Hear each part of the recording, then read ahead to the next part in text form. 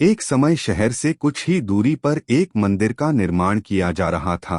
मंदिर में लकड़ी का काम बहुत था, इसलिए लकड़ी चीरने वाले बहुत से मजदूर काम पर लगे हुए थे। यहाँ वहाँ लकड़ी के लट्टे पड़े हुए थे और लट्टे व शहतीर चीरने का काम चल रहा था। सारे मजदूरों को दोपहर का भोजन करने के लिए शहर जाना पड़ता था, इसलिए दोपहर के समय 1 घंटे तक वहाँ कोई नहीं होता था। एक दिन खाने का समय हुआ तो सारे मजदूर काम छोड़कर चल दिए। एक लट्टा आधा चिरा रह गया था। आधे चिरे लट्टे में मजदूर लकड़ी का कीला फंसाकर चले गए। ऐसा करने से दोबारा आरी घुसाने में आसानी रहती है। तभी वहां बंदरों का एक दल उछलता कूदता आया। उनमें एक शरारती बंदर भी था जो बिना मतलब चीजों से छेड़छाड़ करता रहता था। पंगे लेना उसकी आदत थी। बंदरों के सरदार ने सबको वहां पड़ी चीजों से छेड़छाड़ न करने का आदेश दिया। सारे बंदर पेड़ों की ओर चल दिए, पर वह शैतान बंदर सबकी नजर बचाकर पीछे रह गया और लगा अड़ंगेबाजी करने।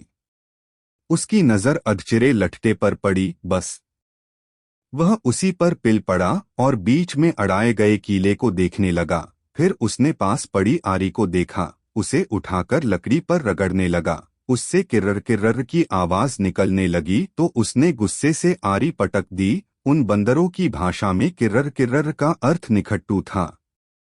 वह दोबारा लट्टे के बीच फंसे कीले को देखने लगा। उसके दिमाग में कौतूहल होने लगा कि इस कीले को लट्टे के बीच में से निकाल दिया जाए तो क्या होगा। अब वह कीले को पकड़कर उसे बाहर निकालने के लिए जोर आजमाइश करने लगा। लट्टे के बीच फंसाया गया कीला तो दो पाटों के बीच बहुत मजबूती से जकड़ा गया होता है, क्योंकि लट्टे के दो पाट बहुत मजबूत स्प्रिंग वाले क्लिप की तरह उसे दबाए रहते हैं। बंदर खूब जोर लगाकर उसे हिलाने की कोशिश करने लगा। कीला जोर लगाने पर हिलने व खिसकने लगा तो बंदर अपनी शक्ति पर खुश हो गया। वह और जोर से खौं-खौं करता कीला सरकाने लगा। इस धींगामुश्ती के बीच बंदर की पूंछ दो पाटों के बीच आ गई थी, जिसका उसे पता ही नहीं लगा।